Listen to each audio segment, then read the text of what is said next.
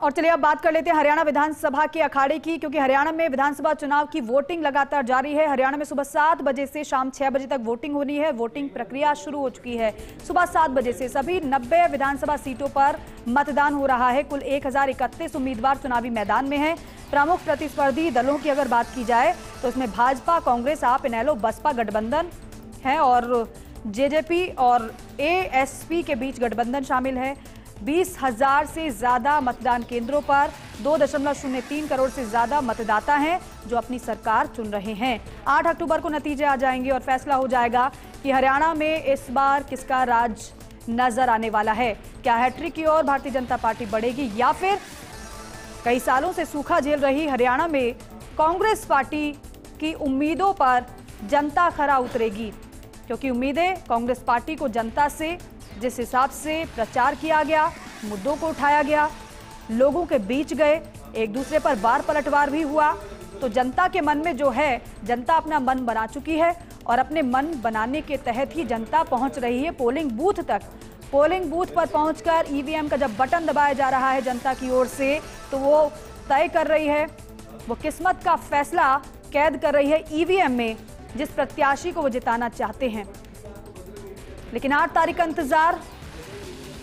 इस वोटिंग के बाद अहम बात यह भी है कि भारतीय जनता पार्टी और आम आदमी पार्टी किसी गठबंधन में नहीं है, बल्कि इसके अलावा जो पार्टियां हैं उनका किसी न किसी दल से गठबंधन जरूर है। हालांकि आम आदमी पार्टी और कांग्रेस में सीटों को लेकर बात जरूर चल रही थी, लेकिन ऐन मौके पर बात नहीं बनी, क्योंकि आम आदमी पार्टी ज्यादा सीटें मांग रही थी। उतनी सीटों पर कांग्रेस पार्टी राजी नहीं हो रही थी और बाद में जाकर यह फैसला लिया गया कि साथ चुनाव नहीं लड़ेंगे, बल्कि अलग अलग चुनावी मैदान में जाएंगे। तो दूसरी तरफ भारतीय जनता पार्टी का साथ छोड़ा जेजेपी ने। दोनों ही अलग अलग चुनाव लड़ रहे हैं। तो अब ऐसे में कितने समीकरण किसके बने हैं और किसके कितने बिगड़े हैं और किसने कितना समीकरण किसका बिगाड़ा है, इसका फैसला जब आएगा तो तस्वीर साफ होगी। बहरहाल आप देख रहे हैं भूपेंद्र यादव को, केंद्रीय मंत्री हैं, वोट कास्ट करने के लिए पहुंचे। सबसे पहली जो तस्वीर आपने देखी हरियाणा के पूर्व मुख्यमंत्री मनोहर लाल खट्टर की, वो मतदान करने के लिए पहुंचे थे। इसके बाद जैसे जैसे समय गुजरा, जैसे समय बीत रहा है, वैसे वैसे जनता अपने घरों से बाहर निकल रही है हरियाणा की और वोट कास्ट कर रही है। और यही अपील सभी नेताओं की तरफ से जनता से की जा रही है कि आप घर से बाहर निकलिए, अपनी जिम्मेदारी को समझिए, हरियाणा के भविष्य को तय करिए और इसलिए आपको वोट करना है।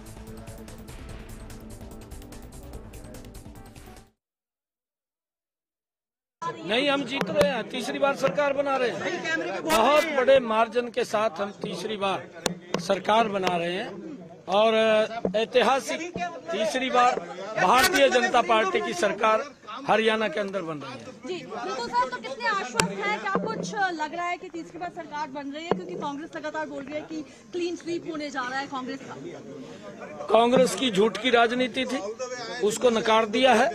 लोकसभा के अंदर उन्होंने झूठ बोला कि संविधान खत्म हो जाएगा, आरक्षण खत्म हो जाएगा। सबसे बड़ा चेहरा आरक्षण खत्म करने का अगर किसी का सामने आया है तो राहुल गांधी का आया है।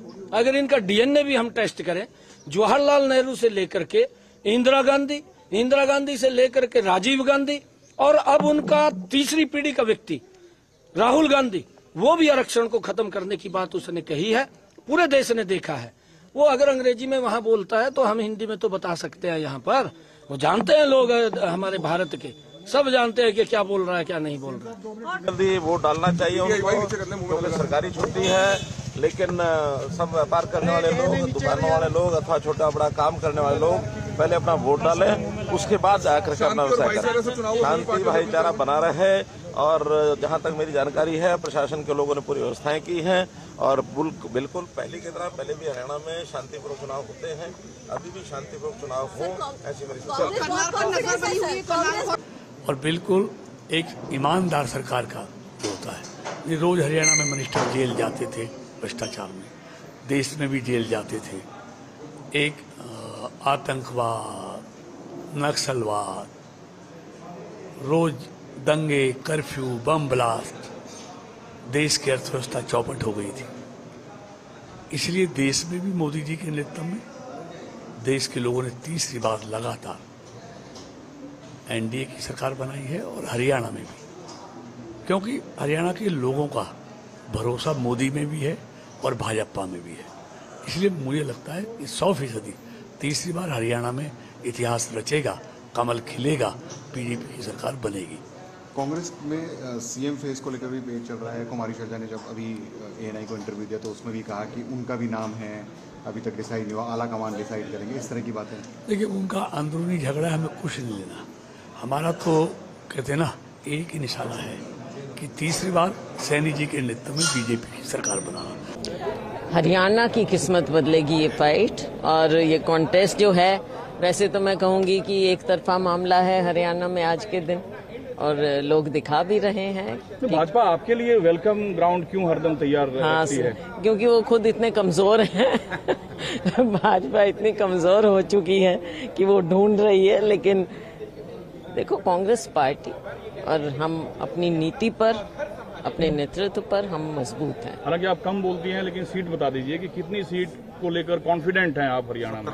हम, हाँ, मतलब देखो, जैसे मैंने पहले भी कहा था कि जैसे जैसे दिन आगे बढ़ते हैं स्थिति और ज्यादा बेहतर होती गई है, और बहुत बढ़िया ढंग से हम जीतेंगे, और 90 की 90 सीटों पर हम जीतने के लिए चुनाव लड़ रहे हैं। हिसार को लेकर क्या कहना? क्योंकि मैंने जितने लोगों से यहाँ बात की, सब जो है सीवर और वाटर लॉगिंग और गंदगी से, मेरे घर के बाहर भी। 10 साल पहले जब हुड्डा साहब जब मुख्यमंत्री थे हरियाणा के, तो जो हमारा खेल था वो उसका स्तर बहुत अलग था, और आज भी सभी खिलाड़ी ये उम्मीद कर रहे हैं, और हम नहीं चाहते कि हम सिर्फ खिलाड़ियों तक सीमित रहें। हरियाणा में जितने भी वर्ग हैं, हम सबको एक साथ लेके आगे बढ़ना चाहते हैं। नशे को लेकर आपकी क्या रहेगी? क्या आप चाहेंगे कि जुलाना क्षेत्र में यदि कोई नशा करता है तो वो दूर हो? जब अगर मैं फिर वही बात कर रही हूँ, मैं सिर्फ जुलाना तक सीमित नहीं रहना चाहती हूँ। हम पूरे हरियाणा वासियों के यहाँ पे बात कर रहे हैं, और नशा बहुत बड़ा एक मुद्दा है, बहुत चिंता का विषय है, और हमारे आने वाली जनरेशन को कैसे बचा के रखना है वो हमारा दायित्व है, और उसको हम 5 साल तक अपना दायित्व समझ के दिन रात मेहनत करके उसको निभाएंगे। क्या हम भावी मंत्री से भी बात कर रहे हैं? क्या आपको ये उम्मीद है क्या इस बात को? नहीं, ये मेरे हाथ में नहीं है कोई भी चीज़। मेरे हाथ में इतना है, मैंने मेहनत की है, हमें टिकट मिला था, हम लड़ रहे हैं। बाकी जो भी आगे की जो चीज़ें होंगी 5 तारीख के बाद में, वो सबके सामने होंगी। वो मेरा फैसला नहीं होता, वो आला कमान का होता है। चाहे कोई मंत्री है, मुख्यमंत्री है, प्रधानमंत्री, वो पार्टी डिसाइड करती है। आई थिंक हम सबकी रिस्पॉन्सिबिलिटी बनती है, being the youth of this country, कि हम सब अपना वोट डालें, और जो भी आपकी समझदारी से आपको बेस्ट कैंडिडेट लगता है, बेस्ट लीडर लगता है अपने देश के लिए, आई थिंक हम सबको उसके लिए वोट करना चाहिए। बिकॉज हमारे छोटे छोटे स्टेप्स ही हमें बड़ी ऊंचाइयों तक लेके जाएंगे। और डेवलपमेंट की जहाँ तक बात करें तो काफ़ी हद तक हमारे हाथ में है कि हम किसको चूज़ करें, और फिर वो इंसान आगे जाके हमारे सपनों को पूरा करे डेवलपमेंट एरिया में। हमारी और जो ख्वाहिशें हैं कि हमारे एरिया में ये होना चाहिए, वो होना चाहिए, तो बेसिकली हमारा रिप्रेजेंटेटिव कौन होना चाहिए, तो वो हमें चूज़ करना चाहिए। और आज मुझे फर्स्ट टाइम मौका मिला कि मैं वोट डालूं, और मैं काफ़ी एक्साइटेड थी, बट चलो हो गया। सुना आपके फादर, कभी आप छोटी बच्ची थी तो आपके फादर वोट देने आते थे, तो आपको लेके आते थे, तो वो पहले भी आप ऐसा, बट आप वोट नहीं दी, बट नहीं, मम्मी पापा के साथ आई हूँ एक बार यहाँ पे, पर डेफिनेटली तब नहीं पता था ज़्यादा कि वोट डालना क्या होता है। बस थोड़ा पता था कि कोई कैंडिडेट को चूज़ करना होता है ऐसे, बस, बट ज़्यादा नॉलेज नहीं थी। एंजॉयिंग ब्रेक टाइम विलेज में आके अच्छा लग रहा है अपने वापस? हाँ जी, बिल्कुल। पोल्यूशन कम है यहाँ पे, बहुत कम है ही नहीं। हरियाणा विधानसभा के अंदर हमारे साथियों को भेजने का भी काम करेगी कि हम और ज़्यादा मेहनत लगन के साथ हमारे करे हुए जो वादे हैं उनको जनता के लिए समर्पित कर पाएं, प्रोग्रेसिवली हरियाणा प्रदेश को आगे ले जा पाएं, और हरियाणा प्रदेश के उन्नत भविष्य के अंदर हिस्सेदारी कर पाएं। मैं सभी से निवेदन करूंगा, लोकतंत्र की ताकत आज आपके हाथ में है। आपका एक बटन दबाना, ताकत के साथ आपकी विधानसभा का भविष्य, प्रदेश का भविष्य निकलता है। आलसी मत बनिए, इसको छुट्टी मत बनाइए। ये आपके लिए बहुत महत्वपूर्ण है कि आप बढ़ चढ़कर पोलिंग करें और पोलिंग बूथ में पहुंचकर अपनी ताकत दिखाएं। उचाना के जंग को कैसे देखते हैं आप, क्योंकि खुद चुनाव लड़ रहे हैं? सारी 90 कॉन्स्टिट्यूएंसी बराबर है। एक एक साथी इस गठबंधन का जो मैदान में है, वो उसने पूरी 30 दिन मेहनत करी है। हरियाणा में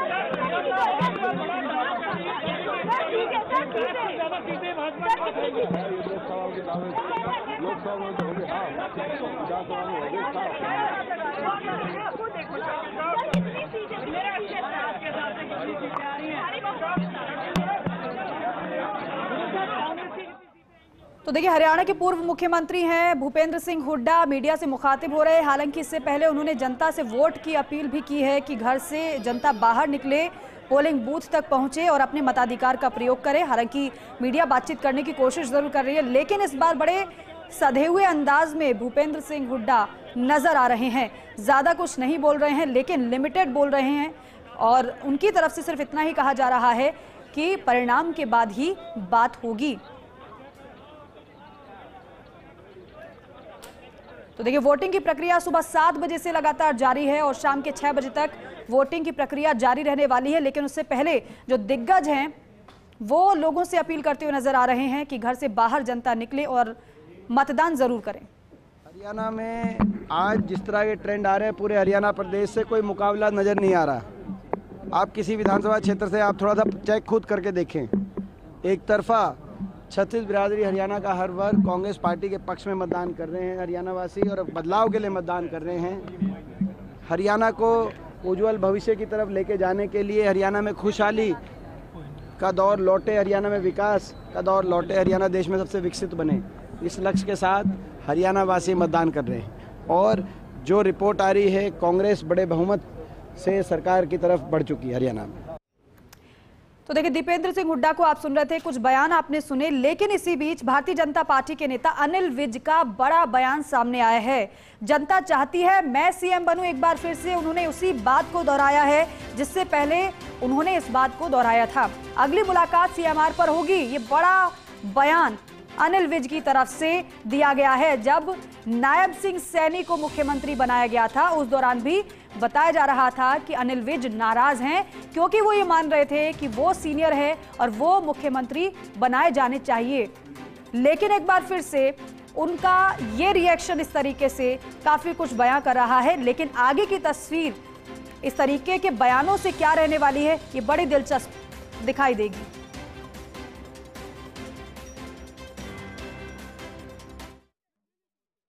देखिए, सरकार तो बनेगी भारतीय जनता पार्टी की और मुख्यमंत्री बनेगा वो जिसको पार्टी चाहेगी। और अगर पार्टी मुझे चाहेगी तो अगली मुलाकात आपसे मुख्यमंत्री निवास पर होगी। दावा पेश करेंगे मुख्यमंत्री होने का खुद की तरफ से मुख्यमंत्री होने का दावा पेश करेंगे? देखिए, मैंने कहा अगर पार्टी चाहेगी, मैं सीनियर मोस्ट हूँ, सारों से सीनियर हूँ मैं। तो देखिए, बयानों में कोई परिवर्तन नहीं अनिल विज के। जो बात पहले उन्होंने कही थी वही बात वो इस बार भी दोहरा रहे हैं। लेकिन अगर भारतीय जनता पार्टी जीतती है, एक बार फिर से जीत की हैट्रिक लगा लेती है, तो फिर क्या वाकई में कुछ चेहरे में परिवर्तन होगा, या फिर जो कहा जा रहा है बीजेपी की तरफ से कि हमारे चेहरे तो नायब सिंह सैनी ही हैं। आगे क्या रहेगा, इस पर तो नजर हर किसी की रहने वाली है।